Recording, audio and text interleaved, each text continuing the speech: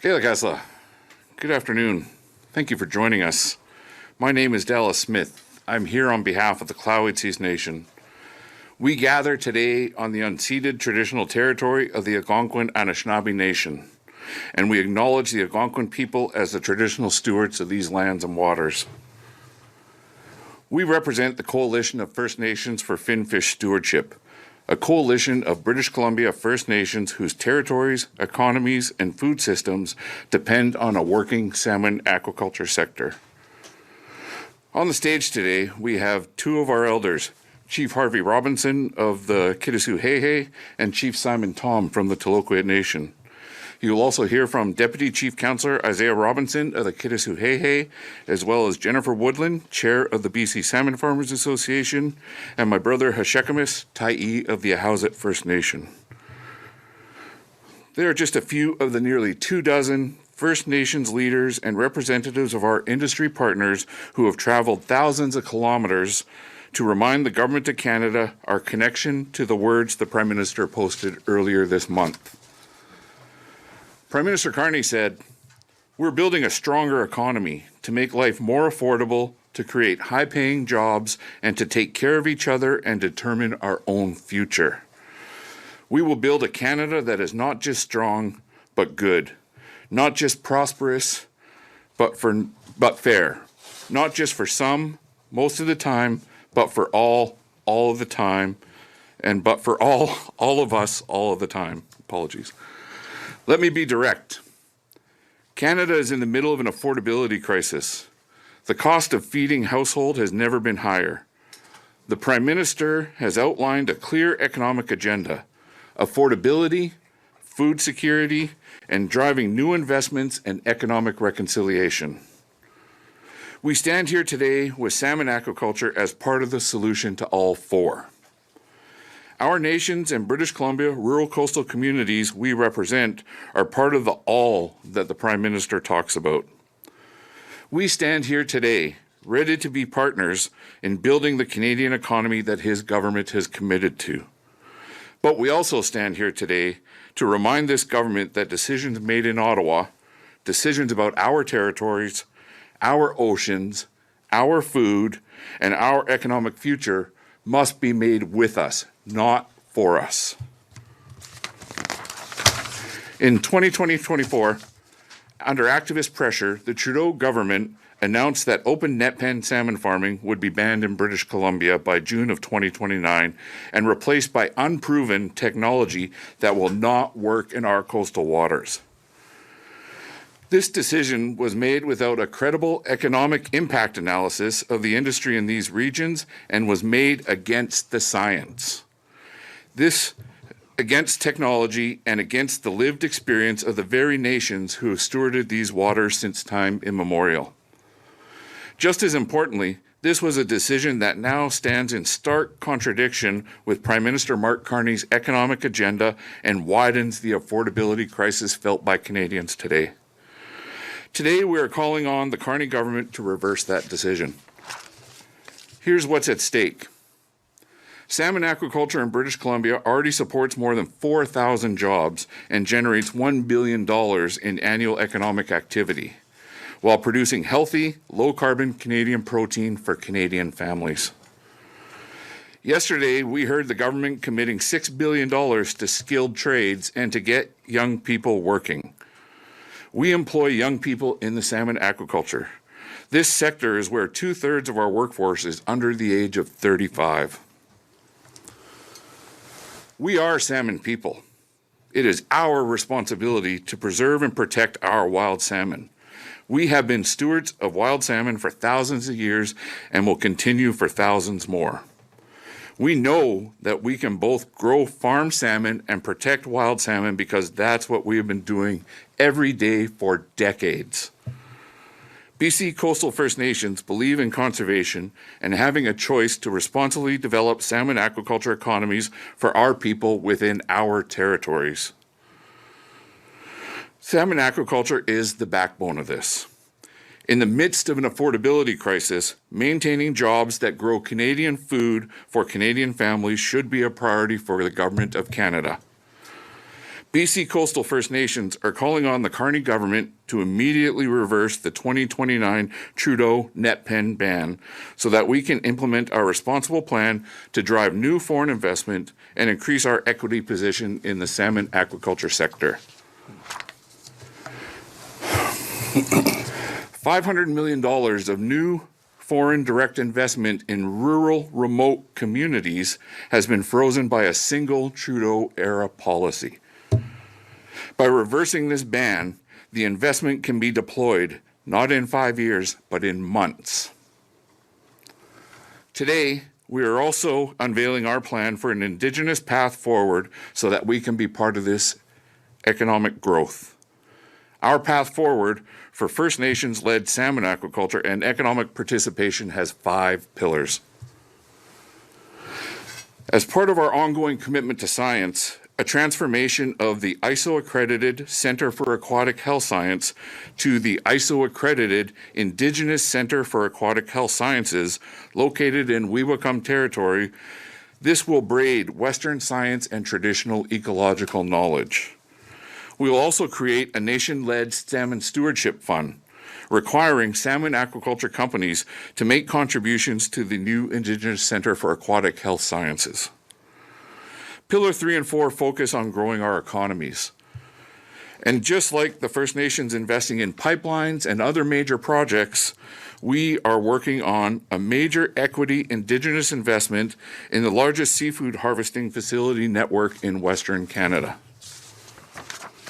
We're also working on increasing First Nations equity investment in BC coastal aquaculture industry and businesses up and down the supply chain. And finally, beginning in 2029, First Nations will be issuing salmon aquaculture licenses in our territories. We need an urgent netpen ban reversal so that we can continue to grow our economies and feed Canadians. I will now hand it over to Deputy Chief Councillor Xai'xais Robinson, who will speak to what the issues look like in his community on the ground. Xai'xais? Let's go. Thanks, Dallas. My name is Xai'xais Robinson. I'm the Deputy Chief Councillor of the Kitasoo Xai'xais Nation. I've been in this room several times before, telling this story, but I'm here to tell it once more. 100% of BC salmon farms operate with permission in the waters of the rights holder nations. This industry is not waiting to be built. It is here today, doing the work that the Prime Minister has said that this country needs. Our community is Tla-o-qui-aht on the central coast of British Columbia. And here's what I want the Government of Canada and the people of British Columbia to understand. The Kitasoo Xai'xais Nation has 35 years of history in aquaculture in our traditional territories, and we are confident in the science and the modern technologies behind it. We live 800 kilometers away from the from Vancouver, and we're only accessible by plane and boat. And we're already feeling the social and economical effects of this 2029 netpen ban as jobs lessen.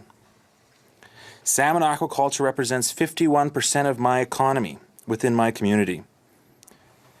In my community and up and down the coast of British Columbia, modern salmon aquaculture is the backbone of the overall seafood processing and water transportation and small craft harbors, net repairs and other businesses that support the sector, including the development of new technologies. It doesn't just make sense that the Government of Canada wants to accept the development related to tanker bans and pipelines and the increase of natural resources, but it continues to block new investments in highly regulated salmon aquaculture industries that feeds families and employs thousands in rural British Columbia. The 2029 ban is not a future event for my community. It's happening now. When Ottawa officials announced the 2029 netpen ban, the job losses started in 2024. But the investments froze in 2022. Our young people are the workers within this industry. And when jobs leave Tla-o-qui-aht, they will leave too. And I want to reiterate, just 2/3 of the BC salmon farms industry is represented by 35 of ages 35 at this point. These are highly educated and skilled people who keep our communities alive. This is a Trudeau-era policy made thousands of kilometers away from where we live. Own source revenue, income that is used for housing, community programs, health services, and basic infrastructure, and keeping our community alive. This itself keeps Canadians occupied also as we continue to watch these dollars disappear. The big difference between us and the wealthy Vancouverites and activists who want to shut this down is that this is our livelihoods. It is not just easy to pivot to new jobs or a new source of revenue when you are a community that you have to fly in or boat into. Our nation believes in conservation, and the Kitasoo Nation has already protected 55% of our traditional territories. And we have spent 4 decades demonstrating aquaculture and stewardship can coexist with the people responsible for our territories. We are the ones that oversee how operations are conducted. Prime Minister Carney, at Davos you said, "A country that cannot feed itself, fuel itself, or defend itself has few options. When the rules no longer protect you, you must protect yourself." Coastal First Nations are a part of Canada, and we will continue farming salmon in a way that protects ourselves but also Canadians. The reversal of the open netpen ban is the first step, and the second step is sitting down with us, government to government, to build what is to come next. As Dallas said, we have a plan to grow. With that being said, I'll pass it now to Jennifer Woodland.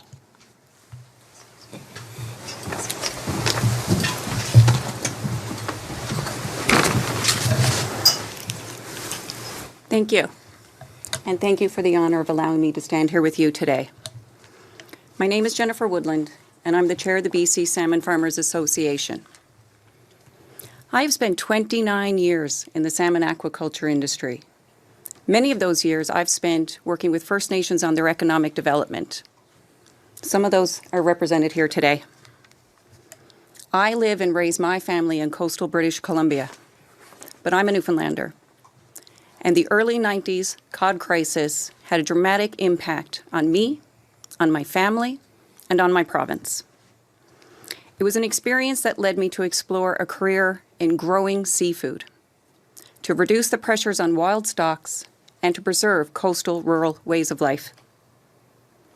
I am here representing sustainable food producers in a highly regulated sector. We employ young people. 4,000 of our employees, 2/3 of them are under the age of 35, young families. We are farmers, marine biologists, veterinarians, water quality and environmental specialists. We love the ocean. We care deeply about wild fish and the fish that we rear. We all know that Canada has an affordability crisis. There isn't a community across Canada that isn't seeing longer lines at their food banks. The salmon aquaculture sector has been a responsible contributor to the Canadian economy. In areas that need it the most, rural, coastal, and Indigenous communities. The Trudeau-era policy is flawed. It has created division, fear, uncertainty, resulting in a significant reduction in investment, lost jobs, and families relocating from British Columbia, relocating from Canada. Jobs have been lost in Tofino, Clem-2, Campbell River, Port McNeill, Port Hardy, and beyond. Salmon farming runs on a 6-year production cycle. Decisions about whether or not to continue stocking these sites is happening right now. For every cycle of fish that does not end up on a dinner plate, jobs are lost, salmon gets flown in from other countries, and First Nations miss out on significant revenue revenue that they are using to invest back into critical infrastructure and the health of their communities. Immediately reversing this ban is critical. We need to make urgent decisions about the next cycles of fish. Reversing this ban will attract significant investment and new innovations. It will assist the Canadian government in its goals of food sovereignty, and it will allow us, farmers, to get back to growing food and servicing the communities which depend on us. And we then can continue to provide healthy, sustainable seafood for Canadian families. Thank you.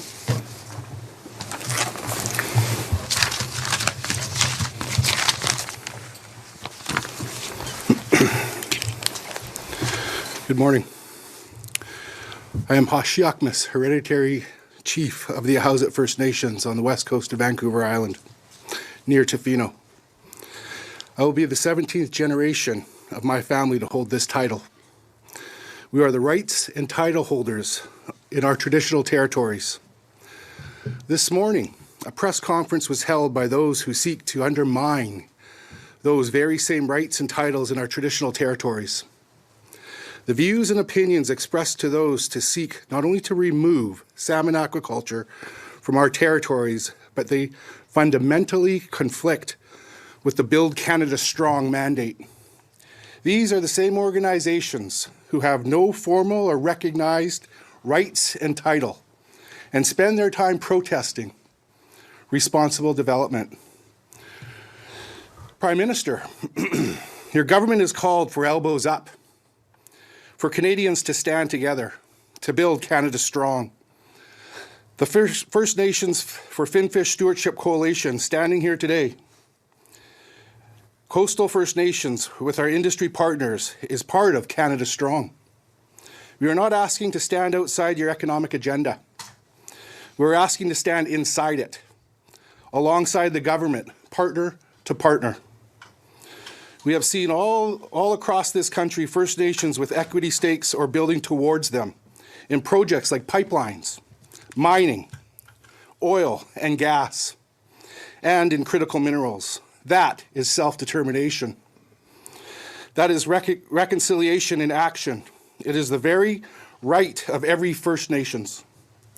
But it can't be pipelines and mines and forestry for some First Nations, but not salmon aquaculture for others. So we ask the government to act. We are not asking for action in 2028 or 2029. We are asking for action in weeks and months. In the middle of an affordability crisis, a housing crisis, a healthcare crisis, most Canadians are not paying close attention to what happens to salmon farming in Tofino or Clem2 or in Port Hardy. That is, until the price of salmon at the grocery stores goes up, until rural BC towns lose another year of jobs. Only then are they going to care, and so they should. Walk into a grocery store anywhere in this country today. Roughly half of the salmon is imported from countries like Norway, Chile, and Scotland. And in 2024, over $700 million worth of farm salmon was imported to Canada. That just makes no sense. The 2029 ban does not eliminate the global demand for salmon. It eliminates Canadian-grown salmon. It hands market share and the jobs that come with it to Norway, Chile, and the United States. So I want to say to the Prime Minister Carney, your economic agenda is in direct alignment with this industry. Affordability, food security, investor confidence, economic reconciliation, Indigenous partnership, and is at the core of this sector. It anchors BC agriculture industry. It feeds Canadian families. It puts our young people to work. And it gives us the security to steward our traditional territories for the next 7 generations to come. You said you'd like to build a Canada that is not just prosperous, but fair. We are asking you to be fair to the coastal First Nations, who have stewarded our territorial waters for thousands of years, and who are asking today for the removal of the regulatory obstacles that block our right to determine our own economic future. Mr. Carney, you said you would build a Canada that takes care of each other. We are asking you to work with us, to take care of the coastal communities, the workers, and the families who depend on this sector. Reverse the ban. Walk with us. Elbows up. Local communities and First Nations together. We're all here to stay. This, my friends, is reconciliation, moving forward together as one. Chew, Tla-o-qui-aht.